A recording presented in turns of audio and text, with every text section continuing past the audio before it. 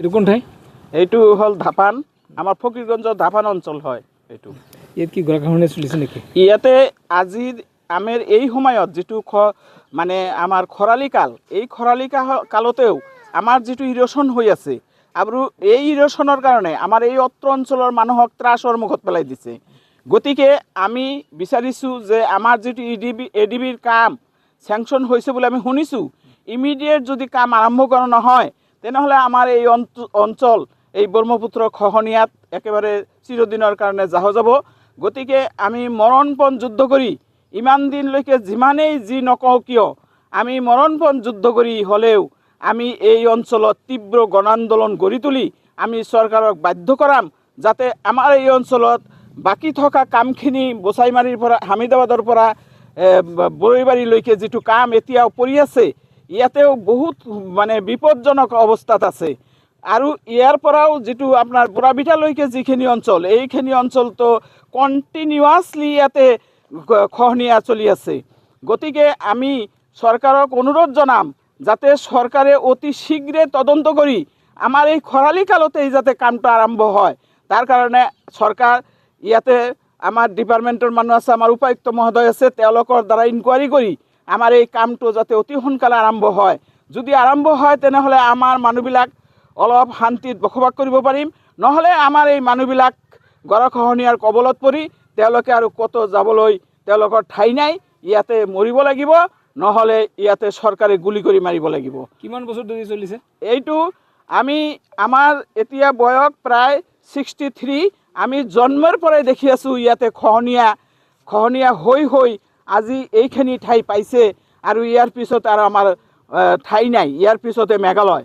গতিকে আমি চৰকাৰক কৈছোঁ যিখিনি অনুদান আমাক দিছে এই অনুদানখিনি যাতে ফাউণ্ডেশ্যন সহকাৰে যাতে ইয়াতে কামটো হয়, এইটো সঠিক তদন্ত কৰিব লাগে আৰু কামটো অতি সোনকালে আৰম্ভ কৰিব লাগে। আৰু আমাৰ বিধায়ক আৰু MP মহোদয়ক কৈছোঁ যে আপোনালোকেও ইয়ালৈ আহক আৰু আমাৰ ৰাইজৰ লগত আপোনালোকে সাথ দি আপোনালোকে এই অঞ্চলৰ কামখিনি যাতে সুচাৰুৰূপে হয় তাৰ কাৰণে লক্ষ্য ৰাখি আপোনালোকে ইয়ালৈ আহক।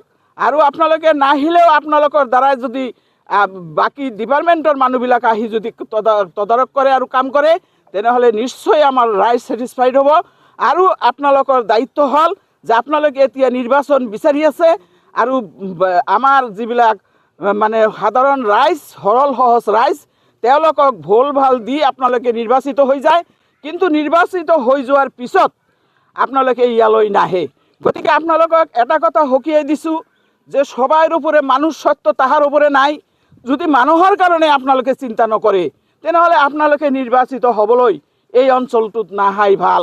আমি এই অঞ্চলত আহিলে হয়তো আপোনালোকৰ তেনেকুৱা ব্যৱস্থা আমি হাতত ল'ম। গতিকে এতিয়াও সময় আছে, আমি কাতৰ অনুৰোধ জনাইছোঁ আপোনালোকে ইয়ালৈ আহক, নহ'লে আমি এই অত্ৰ অঞ্চলৰ ৰাইজক লৈ আমি তীব্ৰ গণ আন্দোলন এই 7 দিনৰ ভিতৰতে আমি গঢ়ি তুলিম আৰু আমাৰ বিভিন্ন ধৰণৰ মিডিয়াকো আমি মাতিম। তাৰ কাৰণে আমাৰ যি মূল্য দিবলগীয়া আছে আমি সেই মূল্য দিবলৈ বাধ্য থাকিম। যিহেতু চৰকাৰে বহু টকা দিছে এইটো অঞ্চলৰ কাৰণে, সঠিকভাৱে কাম হোৱা নাই নেকি? চৰকাৰে বহুত টকা দিছে, কিন্তু আমি চৰকাৰৰো ইয়াতে অৱহেলা দেখিছোঁ। কাৰণ এই টকাখিনিৰ সঠিক তদন্ত হ'ব লাগে আৰু চৰকাৰে যদি তদন্ত নলয়, কাৰণ আমি জানো যে নিৰ্বাচিত হৈ যোৱা মন্ত্ৰী, MLA, MP তেওঁলোকে আমাৰ অভিভাৱক। গতিকে এই অভিভাৱকসকল যদি অঞ্চলৰ খবৰ নলয়, তেওঁলোকে যদি আমাৰ দুখ দুৰ্দশাৰ কথা যদি বিধানসভাত বা পাৰ্লিয়ামেণ্টত যদি তুলি নধৰে তেনেহ'লে এইবিলাক নেতাক আমি নিৰ্বাচিত কৰাতকৈ নকৰাই ভাল। আমাৰ ৰাইজে এইবেলি তাৰ সদুত্তৰ দিব বুলি ৰাইজে ইতিমধ্যে আমাক জনাইছে আৰু প্ৰত্যেক দিনে আমাক মানুহে কৈ আছে যে আপোনালোকে এতিয়াই কাম কৰাৰ কাৰণে আপোনালোকে আন্দোলন কৰক, আমি আপোনালোকৰ লগত আছোঁ। গতিকে আমি গণ আন্দোলন গঢ়ি তুলিম আৰু এই অঞ্চলত কাম কৰাৰ কাৰণে আমি চৰকাৰক বাধ্য কৰাম। সাংবাদিক ভাইসকলক ধন্যবাদ জনাইছোঁ। তাৰপিছতে আমাৰ গোটেই সৌদ অসম আমাৰ যিমান মানুহ আছে সকলোকে নমস্কাৰ জনাইছোঁ যে আজি এই চেনেলৰ যোগেদি আমাৰ মাননীয় মুখ্যমন্ত্ৰী ডাঙৰীয়াক এটাই অনুৰোধ জনাইছোঁ যে ছাৰ, এই গোটেই অসমৰ এটা ছাগলী গৰু যিমান প্ৰাণী আছে আমি মানুহ গোটেই গোটেই প্ৰাণী আপুনি মুখ্যমন্ত্ৰী। তাই স্যার আমার ইয়াতে আপনি হিংসা নকরি আমার এই দুখীয়া অঞ্চলটো বচাওয়ার কারণে আপনি যে 73 করোড় টাকার অধিক আপনি টকা দিছে তার কারণে আমার এই চ্যানেলের যোগেদি আপনাক ধন্যবাদ জানাইছো। আৰু এটা স্যার আপনাক অনুরোধ জানাইছো যে এই 73 করোড় টাকার অধিক টাকা যে স্যাংশন হয়েছে অলরেডি ঠিকাদারে কামখিনি পাইছে, কিন্তু অতি সোনকালে এই কামখিনি আরম্ভ কৰি আমাৰ এই দুখীয়া অঞ্চলেৰ ঠাইখিনি আপনি বচাই দিয়ক। তাৰ কাৰণে আমাৰ এই অঞ্চলেৰ মানুহে আপনাক আশীৰ্বাদ কৰিব, দোয়া কৰিব। তাই আপনি যি আমাৰ মুখ্যমন্ত্ৰী সেই মুখ্যমন্ত্ৰীৰ আপনি যি কৰ্তব্যখিনি আপনি পালন কৰিব বুলি মই আশা কৰোঁ। তার পিছতে এই যে আমার বর্তমান রানিং MLA অজিত আলী চৌধুরী ডাঙ্গরিয়া সাহাব, তেখেতে এজন দুর্নীতিপরায়ণ লোক, তেখেতে নিজেই দুর্নীতিপরায়ণ লোক আৰু দুৰ্নীতিৰ বিৰুদ্ধে কি মাত মাতিব। তেখেতে এসেম্বলিত গৈ নীৰৱ হৈ থাকে, তাতে টোপনি আহি থাকে যে তার সমষ্টিত একো সমস্যা নাই। আমার এই সমষ্টিত নদী ভাঙ্গা সমস্যা, হসপিটালত ডক্টর নাই, ইমান সমস্যা জর্জরিত, তথাপি তেখেতে এই এসেম্বলিত গৈ এটাও মাত নাপাতে, তেখেতে টোপনিত আহি থাকে। আর আমার এই অঞ্চলের মানুহবিলাক ইমান মানে বোকা অবং মানুহ, ভোট আহিলে এই আমার অজিত আলী চৌধুরী তেতিয়া বলে এজন যোগ্য ক্যান্ডিডেট হয়ে যায়, তেখেতে গোটেই ভোট কেটে দিয়ে দেয়। তাই সাংসদ ডাঙৰীয়াতো তেখেতে আৰু মানে আমাৰ এই অঞ্চলত আহি তেখেতৰ কথা যে তেখেতৰ কথা শুনা পাইছোঁ যে তেখেতে এই যে চেলুনত যে চুলদাৰি কাটে সেইটো পইচা বোলে তেখেতে নিদিয়া মানুহ, আৰ সেইটো মই চেনেলেৰ যোগেদি শুনা পাইছোঁ। কিন্তু আজিকালি তেখেতৰ যে চৰিত্ৰ আর যে ব্যবহার তাতে মই গম পাইছোঁ এখেতে মানে খুব যে ভাল এজন মানুহ আমালোকে MP হিচাপে পাইছোঁ, পোৱা নাই। আজি আমাৰ এইবাৰ দুৰ্ভিক্ষৰ সময়ত এই MPক আমালোকে দেখা নাই, আমাৰ দুৰ্ভিক্ষৰ সময়ত এই MPক দেখা নাই। আৰু মাননীয় অজিত আলী চৌধুৰী আহি ইয়াত মিটিং কৰি আছে, গত ৰাতিতো আহিছিল, কিন্তু এই দুখীয়া মানুহৰ ওচৰত তেখেতে নাহে। আর ভোট আহিলে তেখেতে গোটেই ভোট কিনি দি দেয়। তাই আমি আমার জলসম্পদ মন্ত্রী স্যার আপনাকে অনুরোধ জানাইছোঁ যে এই হামিদাবাদ ফকিরগঞ্জ জগাখিনি বচাওয়ার কারণে যে আপনি যিখিনি পয়সা দিছিল তাতে বহুত দুর্নীতি হয়েছে, সেই কামখিনি ক্লিয়ার কৰিব লাগে, ফিনিশিং দিব লাগে। আমি আপোনাক আমাৰ ৰাজ্যেৰ তৰফৰ পৰা অনুৰোধ জানাইছোঁ। ধন্যবাদ। অজিত আলী চৌধুৰী দীৰ্ঘদিন ধৰে ইয়াত বিধায়ক হয়ে আছে না, তেখেতেৰ কাৰণে ইয়াত মানে গৰাখহনীয়া সমস্যা সমাধান হোৱা নাই নেকি? তেখেতেই তো আমাৰ এই আগত আছিল সাউথ চলমাৰা সমষ্টি, এতিয়া আছে জৰুৱা বীৰসিং সমষ্টি। এই সমষ্টিখিনি অজিত আলী চৌধুৰীৰ নিচিনা নেতা বাৰম্বাৰ সিলেকশন কৰাৰ পিছতে আমাৰ এই সমষ্টিখিনি গৰাখহনীয়া হৈ এতিয়া মেঘালয় পাইছে গৈ। তাই এইবাৰ ভোট আহিছে, এইবাৰ তো মানুহে তো কৈ আছে যে এইবাৰ অজিত আলী চৌধুৰীৰ নেতাক আমাক নালাগে, আমি এইবাৰ চৰকাৰৰ পক্ষত থাকিম। চৰকাৰৰ পৰা মানে যি কেণ্ডিডেট আহে আমালোকৰ ৰাইজে এইবাৰ ভোট দিব বুলি ৰাইজে বিচাৰিছে।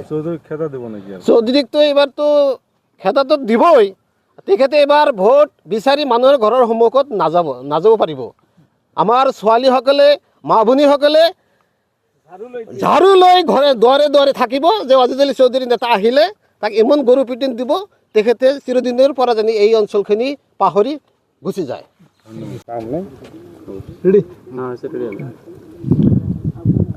এতিয়া আপোনালোকক আমি অশেষ ধন্যবাদ জ্ঞাপন কৰিছোঁ যে আমাৰ এই অৱহেলিত অঞ্চলখিনি আপোনালোকে মানে ইয়াৰ মানে নিউজ সংগ্ৰহ কৰিবলৈ আহিছে, তাৰ কাৰণে অশেষ ধন্যবাদ জ্ঞাপন কৰিছোঁ।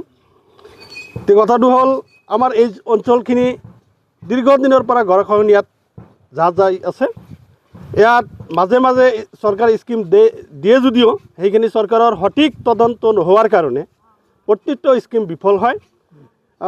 যোৱা বছৰত আমাৰ মন্ত্ৰী মহোদয় পীযুষ হাজৰিকা ডাঙৰীয়াই ইয়াতে আহি ভ্ৰমণ কৰি এটা তৎকালীনভাৱে স্কিম এটা চেংচন দিছিলে। সেই স্কিমখিনি কাম কি হৈ আছে নাছে সেইখিনি আৰু তদন্ত চৰকাৰৰ পৰা নলয়, গতিকে একেবাৰে অৱহেলাত কণ্ট্ৰাক্টৰ ফিতা কাটি প্ৰথমতে আহিছিল, গুচি যোৱাৰ পিছত আজিলৈকে নাহিল। আমি শুনা পাইছোঁ লেবাৰক তেওঁলোকে পে'মেণ্ট নিদিয়ে, তাৰ কাৰণে কাম বন্ধ হৈ আছে। ফ্লাডৰ সময়তো বন্ধ হৈছিল। সেইখিনি আমি ৰাইজে লগ লাগি আমি ডিপাৰ্টমেণ্টৰ লগত কথা পাতি ডিপাৰ্টমেণ্টৰ SDO ক'লে কণ্ট্ৰাক্টৰৰ পইচা নিদিয়াৰ কাৰণে কাম এতিয়া লেবাৰে নকৰে, বন্ধ হৈছে। তেতিয়া আমি ৰাইজৰ ফালৰ পৰা ডিপাৰ্টমেণ্টৰ SDOক আমি ধাৰ হিচাপত কামটো চলাই যোৱাৰ কাৰণে আমি 4,30,000 টকা ৰাইজৰ ফালৰ পৰা তেওঁক ধাৰ হিচাপত দিছোঁ। তেওঁ আমাৰ পৰা ৰিচিভ কৰি লৈছে। তেওঁ কৈছে 1 সপ্তাহমান পিছত কণ্ট্ৰাক্টৰে পে'মেণ্ট কৰিব, তেতিয়া আপোনালোকক ঘূৰাই দিম আৰু আমি কামটো কণ্টিনিউ কৰি ৰাখোঁ। পইচাখিনি ঘূৰাই দিছে নে নাই? তেতিয়া আমি পইচাখিনি দিছোঁ, কিন্তু আজিলৈকে পইচা ঘূৰাই দিয়া নাই, লেবাৰৰ পইচাও দিয়া নাই, তাৰ কাৰণে আৰু কাম হোৱা নাই।